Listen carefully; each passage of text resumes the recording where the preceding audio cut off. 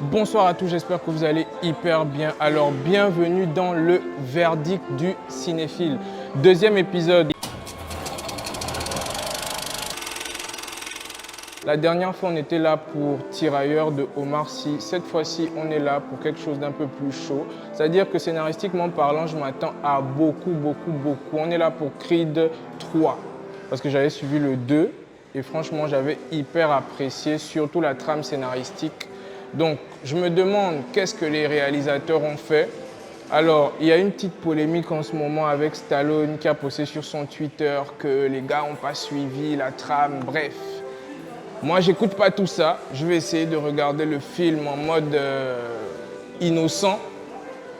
Et juste après, je vous dis si ça vaut la peine de venir à l'Institut. Yo les gars, on vient à peine de sortir de la séance de Creed 3. Bon, d'habitude, je ne fais pas le gars, genre. Mais là, c'est-à-dire que je suis servi. Donc déjà, premièrement, je vous informe que je vais continuer la chronique à la maison posée parce que là, c'est trop à chaud. Mais le film est magnifique. Je vais vous mettre un extrait de ce qui s'est passé en salle, comment les gens ont crié. Wow. Je suis obligé de vous parler avec l'émotion. Je suis obligé de vous parler avec l'émotion. En tout cas, le film était magnifique. Les combats. Et frère, les gars ont utilisé un robot. Le bras articulé, là, genre slow motion. Les trucs de Cannes, man. Les trucs de Cannes. Ok. Bonsoir. Excusez-moi, vous avez regardé le film? On peut avoir votre avis? C'est possible? C'était bien. C'est vrai que le film était court par rapport à Creed 2 et tout machin. Mais ça va, c'était bien, c'était intense. C'est vrai qu'il y avait des villageois là-bas, mais bon. Vous en avez eu pour votre argent? Oui. Okay, super. Le film était bien, les gars, je vous dis. On va essayer de prendre d'autres avis. Vas-y, voilà, viens. Bonsoir. Excusez-moi, je peux avoir votre avis par rapport au film? Donc, what's up? Alors, du coup, Creed 3, qu'est-ce que t'en dis? C'était intéressant, j'ai aimé. Quand il a tapé comme ça là, c'était trop bien. J'ai adoré. Du coup, vous en avez eu pour votre argent? Ouais, bien sûr. Moi, c'était pas mon argent, mais oui. Est-ce que vous recommandez le film? Bien sûr. Venez regarder, c'était trop intéressant. C'était très bien. Bonsoir la famille, alors on se retrouve tranquille dans une ambiance cosy. Attendez d'abord. Donc, on était à l'Institut français pour regarder Creed 3. Ceux qui ont raté,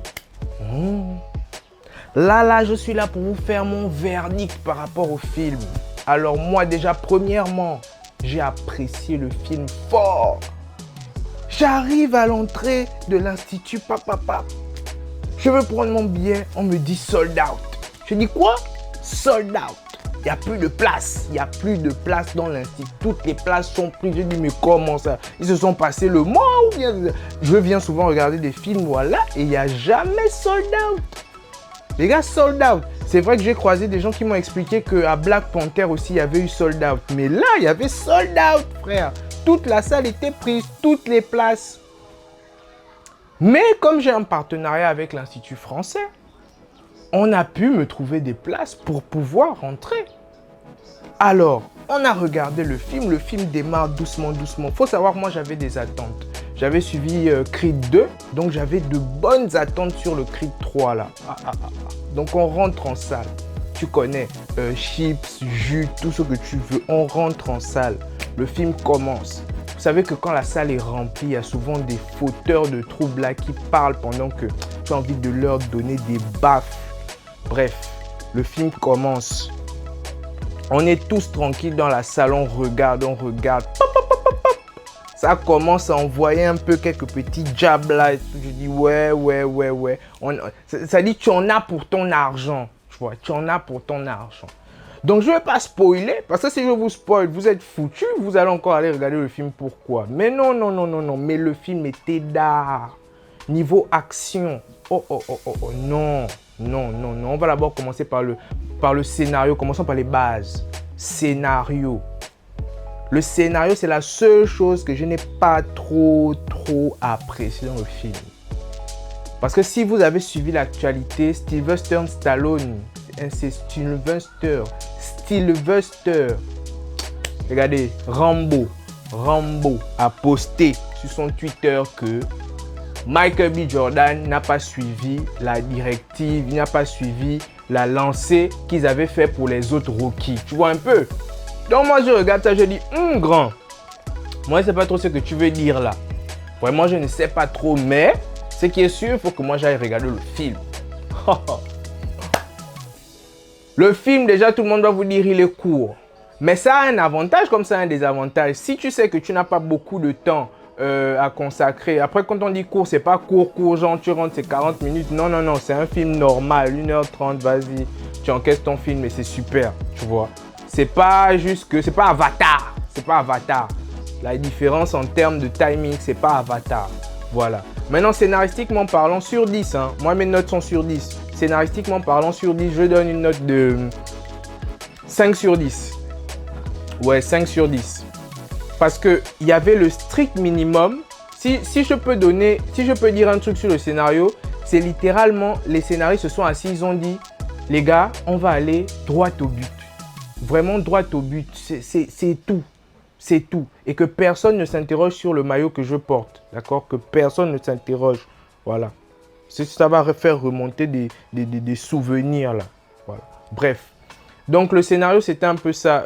On va dire qu'ils ont bien mené la barque, mais on aurait voulu voir plus. Je vais prendre un exemple simple sans spoiler. Dans le Creed 2, il y avait cette histoire de romance là avec Michael B. Jordan et l'actrice qui joue sa femme, j'oublie son nom là tout de suite, mais ça va me revenir. Donc il y avait une certaine fusion et tout, on voyait comment elle l'aidait à essayer de progresser en tant qu'homme, en tant que personne, à essayer de s'améliorer. Et moi franchement, mis à part les combats, c'est ce que j'avais le plus kiffé dans Creed 2, parce que c'était directement l'apologie de l'amour pur en fait.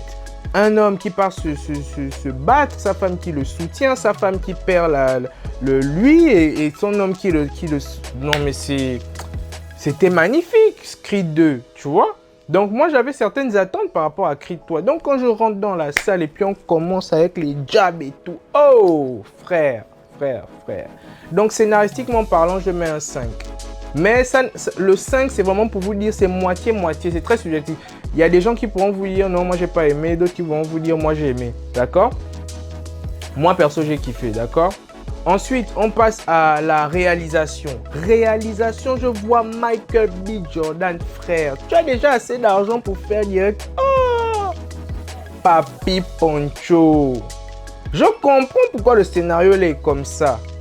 Parce que normalement, si vous êtes d'accord avec moi, dans l'ADN des Rocky, parce que Creed c'est dérivé de Rocky, dans l'ADN de Rocky, on doit d'abord te bastonner. Tu pars sur le mont Kilimanjaro, sur le mont Ibunji, tu t'entraînes avec les gorilles. Après, tu redeviens badass. C'est ça normalement. Vous et moi, on sait ça.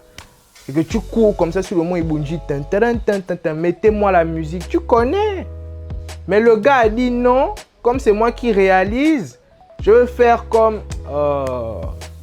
La réalisation était top et je vais vous expliquer pourquoi. La réalisation était bien parce que ils ont utilisé une nouvelle technologie sur les combats filmés. Et c'est ça qui m'a fait le plus kiffer, la nouvelle technologie utilisée. Parce qu'ils ont utilisé, pour ceux qui connaissent dans le jargon, c'est des bras robotisés qui font des mouvements. On utilise ça généralement sur le tapis rouge. Ceux qui regardent la chaîne I là, ne me jugez pas déjà, hein. Voilà, moi je suis passé par là par hasard. Il y a un gars là, il fait marcher les stars sur le tapis. La caméra avance et ils font un petit mouvement. Après on vous montre le ralenti là. Imaginez ça en combat. Imaginez ça en combat réel. Les gars, j'en ai eu pour mon argent. Bon, après ça c'est une façon de parler, mon argent, parce que c'est un partenariat. Mais bref, le film était d'art. Les combats, les combats, oh non. Même les femmes qui étaient dans la salle étaient en train de crier. Tout le monde criait dans la salle. Je vais vous balancer quelques extraits là tout de suite comment était l'ambiance en salle.